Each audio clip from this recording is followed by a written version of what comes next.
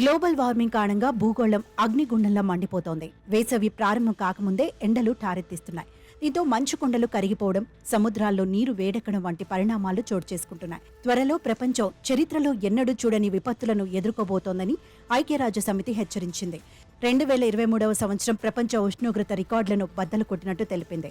గత 100 ఏళ్లలో అత్యంత అధిక ఉష్ణోగ్రతలు 2023లోనే నమోదైనట్టు వెల్లడించింది.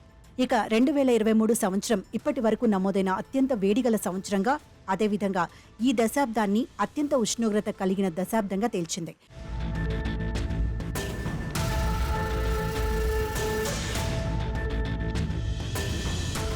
అత్యంత అధిక ఉష్ణోగ్రతలు నమోదవుతుండటంతో ప్రపంచం ప్రమాదంలో పడుతోందని తెలిపింది.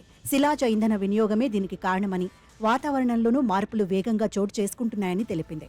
సాధారణంగా సగటు ఉపరితల ఉష్ణోగ్రతలు 1.5 డిగ్రీల సెల్సియస్కు చేరితే దానిని ప్రమాదకరంగా భావిస్తారు. అయితే గతేడాది 1.45 కంటే ఎక్కువగా నమోదైంది. దీంతో భూమిపై త్వరలో చాలా విపత్తులు వచ్చే ప్రమాదముందని WMO హెచ్చరించింది. పారిస్ ఒప్పందం ప్రకారం 1.5 డిగ్రీలకు దగ్గరలో చేరువవ్వడం ఇదే తొలిసారని ప్రకటించింది.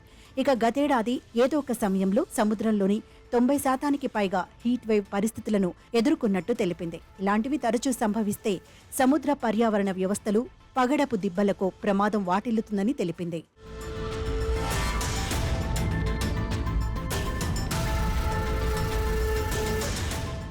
గత 2 ఏళ్లలో స్విట్జర్లాండ్లోని ఆల్పైన్ మంచు పర్వతాలు వాటి మొత్తం పరిమాణంలో 10% కోల్పోయాయని తెలిపింది. మంచు కొండలు కరిగిపోవడంతో సముద్ర మట్టం పెరిగిపోతోందని, దీంతో భూగోళంపై భూభాగం తగ్గిపోతోందని WMO హెచ్చరించింది. 2014 నుంచి 2023 వరకు సముద్ర నీటి మట్టం రెట్టింపు స్థాయిలో పెరిగింది. ప్రస్తుతం వస్తున్న వాతావరణ మార్పులతో ప్రపంచం ఎన్నో విపత్తులను చూడాలని హెచ్చరించింది. కొన్ని ప్రాంతాల్లో వరదలు, మరికొన్ని ప్రాంతాల్లో కరువు విలయతాండవం చేస్తుందని, ఫలితంగా వలసలు విపరీతంగా పెరిగిపోయే అవకాశం ఉందని తెలిపింది. జీవ వైవిధ్యంలో మార్పులు రావడంతో ఆహార భద్రత ముప్పు పెరిగిందని తెలిపింది.